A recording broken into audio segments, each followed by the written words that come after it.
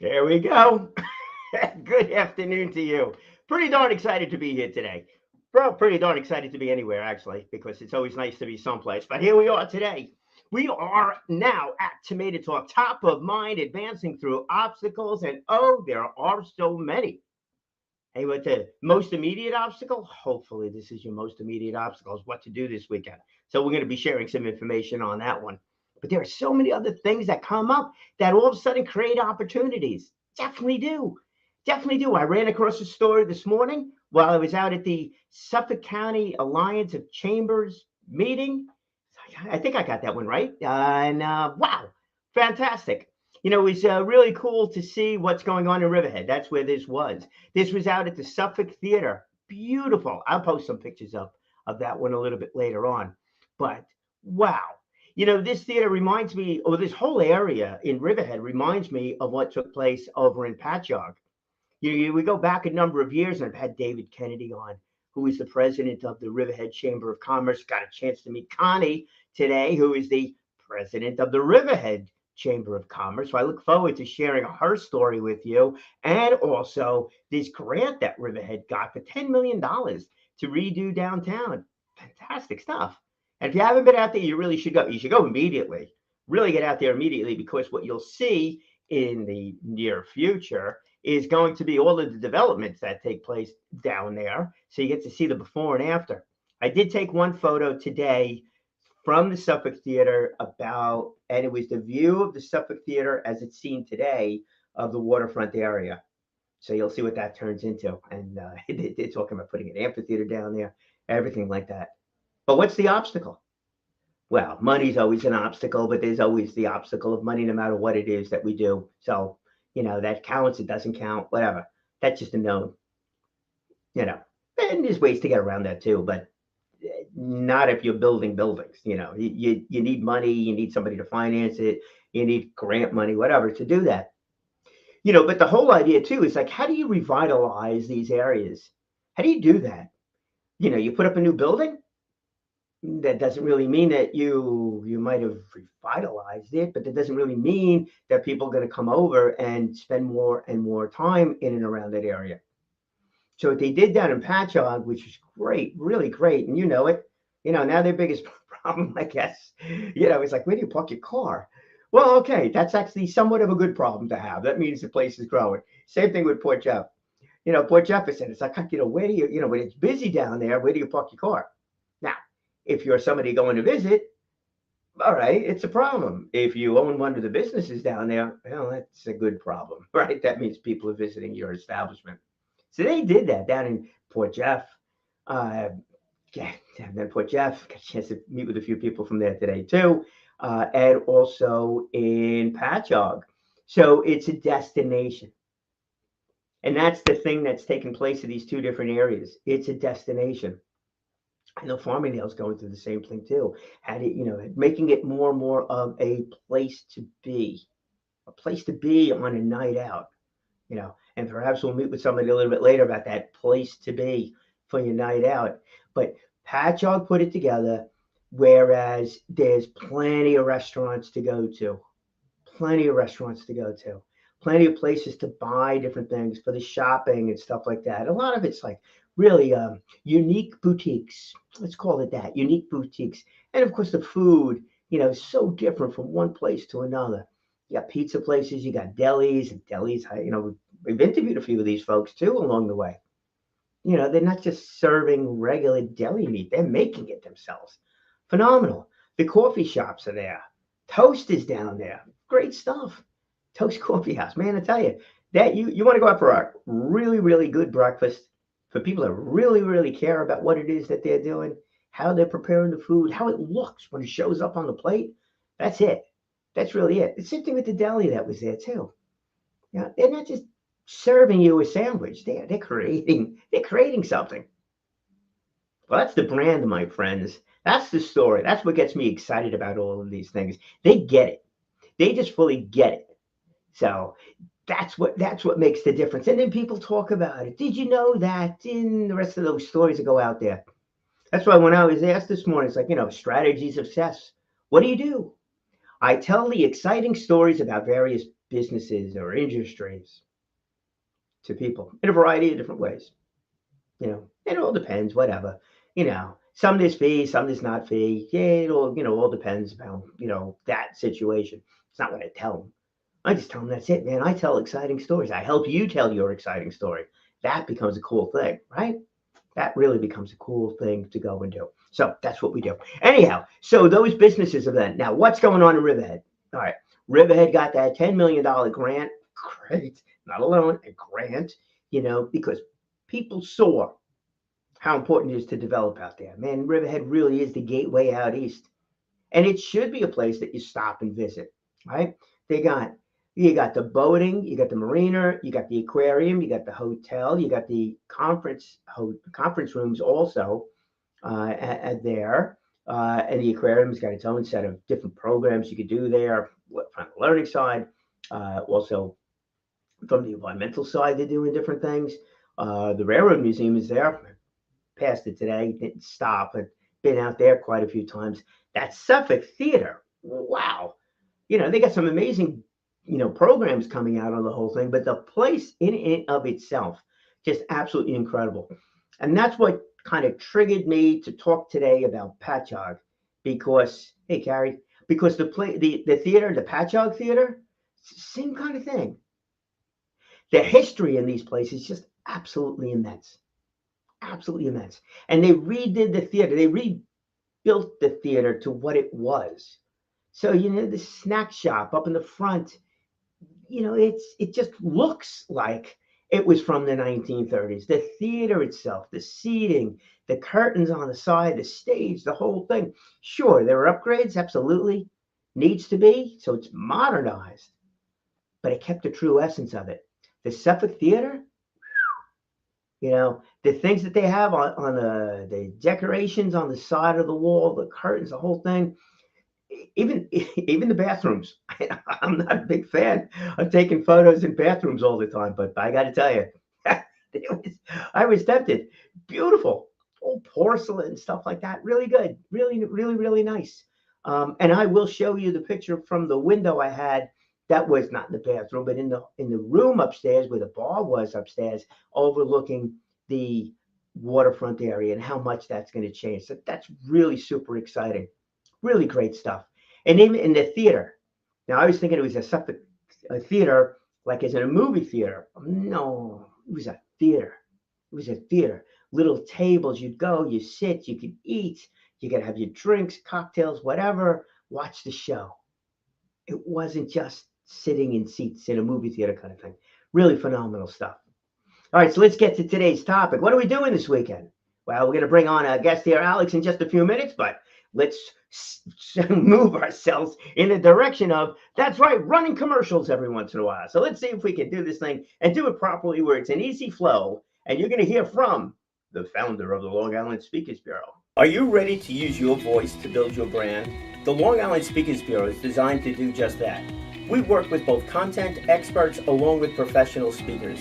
Visit longislandspeakersbureau.com and you'll see the many people that we do work with. To schedule a conference call with me, just dial 631-255-3581 and ask for Brian. There you go. Getting smoother at it. Then we'll start throwing some other things in there. All right, let's go add this to the screen over here, and this should give you a good idea who our guest is going to be. Our guest is going to be talking about what's going on with the Brickyard. Now, the Brickyard is a bar and grill. It's located in the Clarion Hotel in Ronkonkoma, New York. It is right on Vets Highway, maybe a mile away or so from the airport. Super easy to get to. They have got new ownership. They got new food. They got new everything. They're in that rebranding mode right now. And what Alex has been working with them with is about bringing different events over to the place. You can see them right here. But more important than the events, let's bring on Alex. Alex, good afternoon to you, my friend. Good afternoon, Brian. How you doing? Doing good, doing good. So I'm going to read these things through, and then we'll let you talk about it. But tonight, Friday night, you got the return of Tom Petty, and that's a Tom Petty tribute band. And then you got the debut of Time Machine tomorrow night, and bringing the DeLorean. And you know what's funny is that I saw an ad for the new DeLoreans. I didn't even know they were making it anymore, but this is like this electric DeLorean. It was a gorgeous So that car. Yeah, 1.22 gigawatts. I saw that. Maybe that's why it looks so good. Actually, Yeah, that was sure, it was a a couple mistake. seconds I too. should have updated you that. I actually made a mistake. The time machine was busy that day, and we actually had the Lizzie Paluzzi band playing. So Lisa Oh, okay. Paluzzi, she does a great Janis Joplin, other female singers, and she's gonna come down and rock the house on Saturday night, and we'll get Very time good. machine time. Okay, so we'll make sure that for folks watching this thing, that it changes up a little bit. But the Brickyard, it's an interesting story that you were telling me about between the Brickyard and the hotel. So the Brickyard Bar and Grill is located in the hotel, but they are their own entity. Yeah, they take care of their own entertainment inside the bar itself. They have a humongous dance floor with plenty of room for both the band and dancing. On the sides, they have elevated seating, pool table in there, and a 360-degree bar, circular bar that's out there, and plenty of room for almost 100 people to be actually inside the bar and grill itself. Outside the bar and grill, where they do the brunch on Sundays or brunch during, for the hotel guests in the morning, there's a room for another 50, 60 people in there. So there's room for well over almost 200 people comfortably seated in and around the Brickyard. And what's really great. one of the people did notice, it's really easy to load your equipment in for the band because the door right there leads right to the parking lot. A lot of times you got to crawl, bring your band, go upstairs, crawling. It's such an easy in and out. There's a big plus for the bands that come out and play. Yeah, it's funny. So what happened was think about that? About right. That's the first thing. The bands coming in, which is great. It makes life a lot easier for them. Yeah, this is great. In and out, and you're all set. It's very important. The sound and the acoustics in there is great. You're right. We're right by the hotel, but it really sounds like you're very vibrant. You can hear it. You go down. I was going down to the hall to talk to the concierge, and the music just flows through the whole hotel. It's amazing how the music just flows. The sound throughout the whole hotel. It's really nice. They also have access to 2 ballrooms. There's 200 people and 300 people. So the ballroom, I found an interesting fact though, that both the bar and grill and the hotel can book you to book the ballroom. So I said, well, where should I go? It's like you can go either way. I can shop both. They can give me different prices, different options with the food and things like that. So it's a really interesting situation there. I thought I had to go through the bar and grill, but they said, well, you can go through the restaurant as well, through the hotel itself. So it's sort of like like brother and sister fighting over the same the same den. Like I want to set up my Hot Wheels. No, I want my Barbies to be set up. So hopefully they can play nice together. Yeah, look, I see the two is very complimentary of each other. They're located right by the airport. Oh, yeah. It's an interesting location. And Tyler, I see your comment in there too. Let's not forget about Babylon and the Argyle. We won't forget about Babylon. But we'll have you on to talk about that. I know you're spreading the love all over the place. But it's great when you've got that kind of relationship. So they're close to the airport. Yeah. So you got business travelers. It's very convenient from the standpoint of Long Islanders, between the expressway on one side, and then you got Sunrise Highway on the other. That's highway's big. So you're right across from Applebee's, McDonald's, and the airport diner right there. And a matter of fact, they got to do a better job emphasizing how good of a food they have there. When I was there for the first show, there was a couple that were asking, how's the food over at the airport diner? And it's like, it's okay, but the best food is right here at the own hotel. Why are you leaving the hotel? They got the best food over here. So they turned around, ate at the hotel, and they loved it. The few Yelp reviews that are out there already have all been 5-star. I've had the salmon with vegetables over there. It melts in your mouth. I even talked to the chef, and I said, hey, listen, I really like these carrots. Can I get a few more? He gave me a cereal bowl of carrots. He's handed to me, hey, go ahead, knock yourself out. No charge. Very friendly, very accommodating, and delicious food. They got anything from a $10 burger to a $20 pasta meal I think the highest meal up there, is $24.95 for like if you have a steak or a lobster or something like that, or seafood. So when the bands are playing, when the entertainment's going on, is this the same kind of food that would be available, throughout the night, or is it bar food? Does it change up a little bit? No, the kitchen's open. The kitchen's open till 10, 11 o'clock. The same food is available year round. So you can have burgers, quesadillas, nacho, whatever kind of appetizers you want, or you can have the fancy meals that they have out there. And the chef's been there at the Clarion, I think, for 10, 15 years. He was here, I think, when it was a Holiday Inn, and he survived the changeover to the Clarion. And then when the Brickyard closed, he told his son, hey, why don't you take over? So it definitely is a family affair. The father is the chef. The son is in charge of the bar and grill, along with his friend, whose father also works at the Clarion. So it's really a family, two fathers, two sons running the place. And, there's some growing pains going on because of how it happened very quickly, but what basically they're doing that every month, they're trying to book as many bands as they want. People come to them directly, which is fine. And then at the end of the month, they say, okay, before it gets too quickly, Alex, I got 3 spots that are unavailable. Can you book them? And then I book them within a day. That's how powerful I am. I had a story with the Great South Bay Brewery. They're having a summer series, concert series on Friday nights. Yep. And I called them back in May. I saw the email. I talked to Danny, and I said, Danny, listen, I can book bands. We got it covered. We got all the bands booked. If any problems, we'll let you know. They think she was all that. Okay, no problem. But you know what?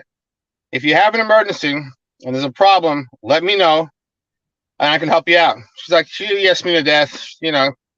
Sure enough, a couple of days ago, she called me. Alice, I really need to have a problem. I have a cancellation on June 24th. I've been trying for 3 weeks to get something. I got to print the flyers up in a few days. I really need to get somebody in there, and somebody good. Like, okay, no problem. Give me 3 hours. She's like, what? Like, it may take less than 3 hours or more than 3 hours. But around 3 hours, you should be able to get you somebody and somebody good. It's like, no, how can you do that? Just trust me. It's like, okay.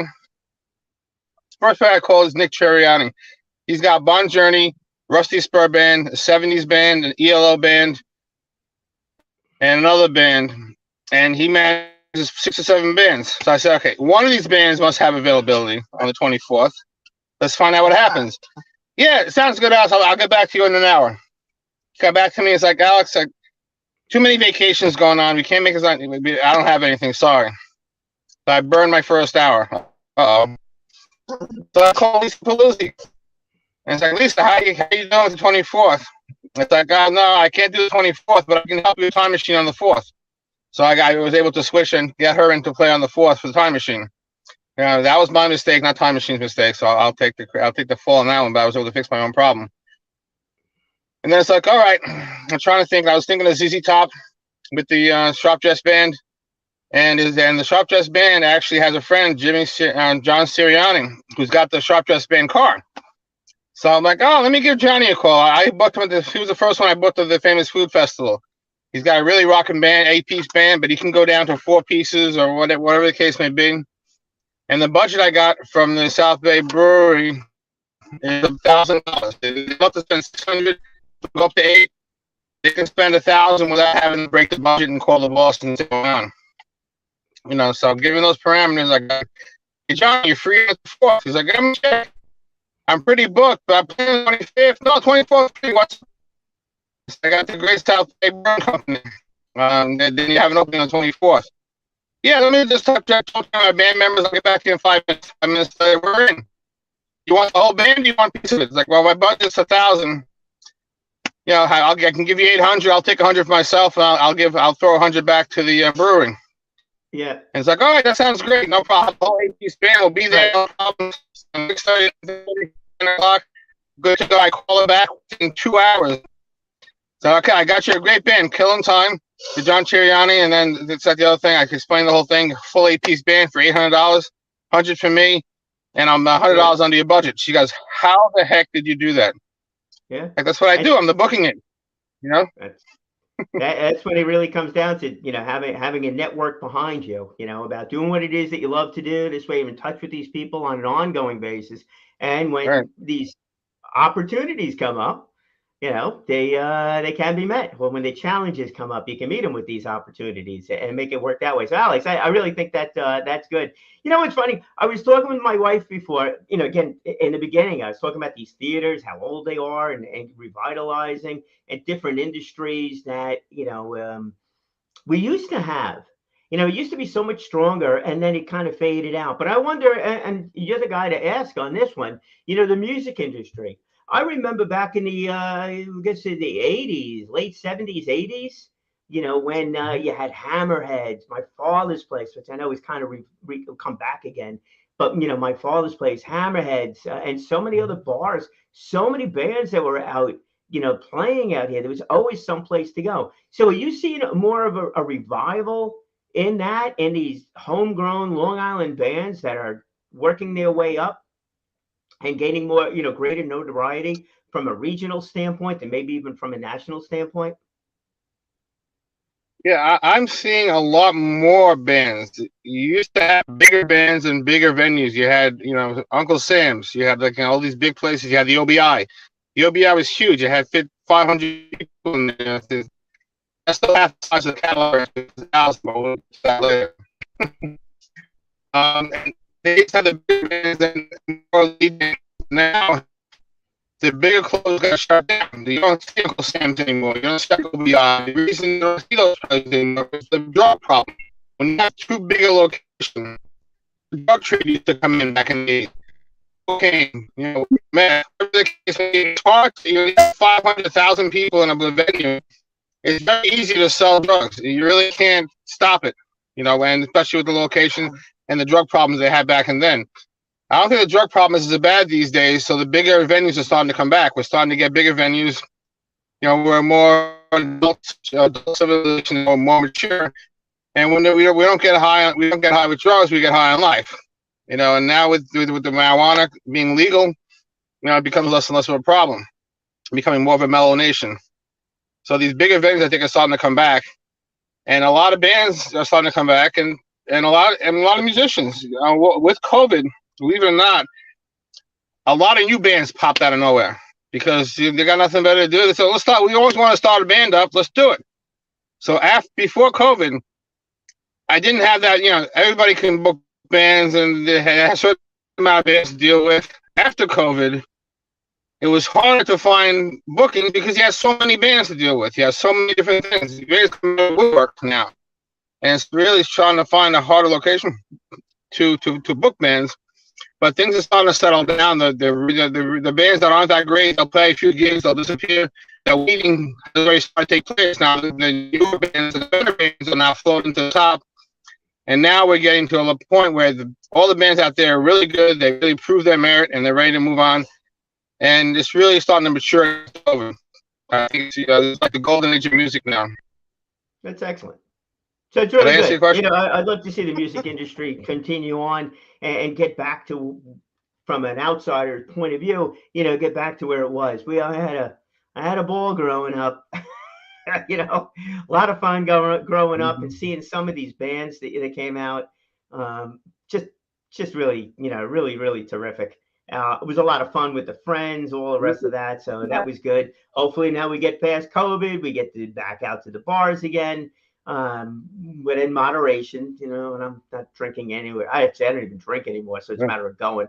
So they need to have the non-alcoholic stuff. And you mentioned with the Brickyard, with the food, I can see that being a big draw, actually, from that brand standpoint. I can see that being a big draw also, going out more like to a club, not to a bar, and that kind of stuff. So it's good. So thanks for doing your part in order to grow everything. So let me just ask you with the Brickyard, how does that work? Is there a cover charge or not? Or how are they operating right now? No, there's never at the Brickyard, there's never a cover and always a good time. We are attached to the hotel. So we're not going to ask the hotel members who are spending $300-$400 for a hotel room. Yeah, give me $5-$10 to get into your own bar. So I told them they actually tried doing that once in the beginning. The growing pains, and it's like, why am I paying the cover? I got the room key. So you show your room key, there's no cover, and then you got to pay if you don't have a room key, and it's just got complicated. It's like, look, You got great food. You're gonna have great bands. That's enough of a draw. You don't need a cover. The people who need a cover are the people that don't have good food. They don't have good bands, and they just need money coming in the door before they even see their product. It's like buying something before you try it on. You know, you should, I don't believe in covers. It depends. For example, the Cadillac Ranch in up in Southington, Connecticut, 30 miles from the from the ferry, they charge a $5 cover. You know, because they got a huge place, and $5 is it's a decent amount of cover. So they have room for 1,000 people. So by charging a $5 cover, he makes $5,000 if he sells out. That's $5,000 he can give to the band to play, and then everything else he makes money with food. He makes money with his alcohol sales and everything else that's going on. And he's also ready to bring out his bull. The bull has been in hibernation since COVID because the mechanical bull was a great spreader of COVID. So Yeah, he's dusting it off, and I think that being an insurance issue also. So yeah, we'll see on that. No, So look, Alex, he's had the bull. Yeah, I could see that being an issue, possibly being an issue. And listen, Alex, I really appreciate you coming on, taking some time out over here. Look forward to seeing the continued growth of the Brickyard and how they continue to, highlight the food, the bands, and things like that are going on there. So I absolutely wish you and Carrie the very best of luck in your efforts with that one. Can I just steal another minute just to tell you a story how the music industry have changed a lot over the years? I got 2 minutes to go here. Thank you. 1978, real quick. I wanted to buy Billy Joel tickets. I actually had to cut school, and my mother drove me to the train station. We went to the A&S in Hempstead. Had to walk over there, wait online. I was 6th person online to buy the Billy Joel tickets. Take the train back, and then went back to school at 1 o'clock. And my mother said I still have 2 hours worth of school left. Nowadays, everything's online. Everything's more electronic. There's a lot more access to music. It's a lot easier than it used to be when you had to wait online at Ticketmaster. So it's a big change out there, and I think it's a lot for the better. There you go. I agree. There you I go. love the internet and the rest of that kind of stuff. Obviously, it helps me out with doing this kind of thing. And it was interesting to see what the bands have done over the past couple of years, too. A lot of folks have put together musical events and comedy events just purely online. So it's exciting. All right, Alex, you just keep us informed as to what's going on with the Brickyard and your other doings. Carrie, always a pleasure. And we'll talk to you guys soon. All right. Thank you very much, Brian. Pleasure to be on there anytime. Very good. Thank you. All right, there we go. So, there you go. You got a little bit of the story of the power of networking, right? Alex and Carrie doing a great job with the efforts with the Brickyard and other events, other venues, I should say. This way they have the connections with these different bands and the folks that are promoting those bands. Also, this way you're able to fill in things at the last minute.